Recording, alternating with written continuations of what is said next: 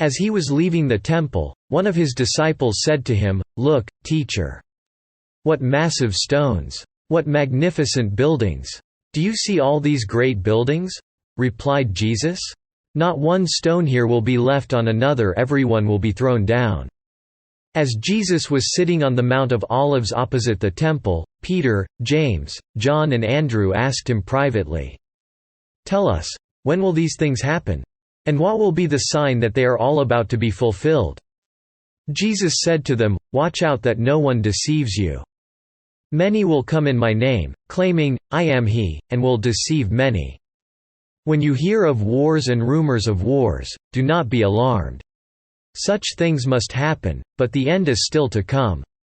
Nation will rise against nation, and kingdom against kingdom. There will be earthquakes in various places, and famines. These are the beginning of birth pains. You must be on your guard. You will be handed over to the local councils and flogged in the synagogues. On account of me you will stand before governors and kings as witnesses to them. And the gospel must first be preached to all nations. Whenever you are arrested and brought to trial, do not worry beforehand about what to say. Just say whatever is given you at the time, for it is not you speaking, but the Holy Spirit. Brother will betray brother to death, and a father his child. Children will rebel against their parents and have them put to death. All men will hate you because of me, but he who stands firm to the end will be saved. When you see the abomination that causes desolation standing where it does not belong, let the reader understand. Then let those who are in Judea flee to the mountains.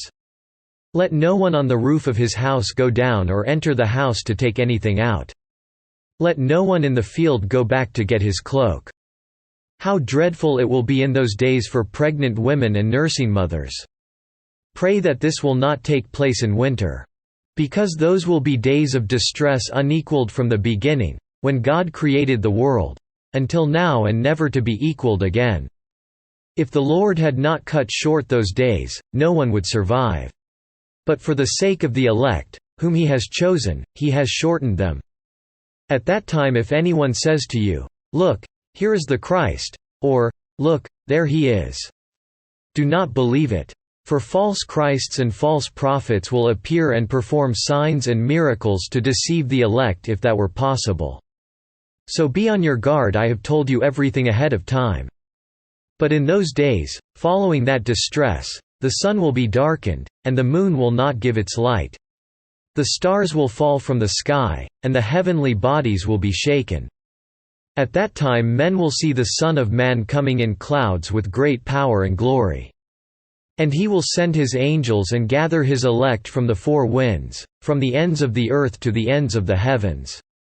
Now learn this lesson from the fig tree: as soon as its twigs get tender and its leaves come out, you know that summer is near. Even so, when you see these things happening, you know that it is near, right at the door. I tell you the truth, this generation will certainly not pass away until all these things have happened. Heaven and earth will pass away, but my words will never pass away.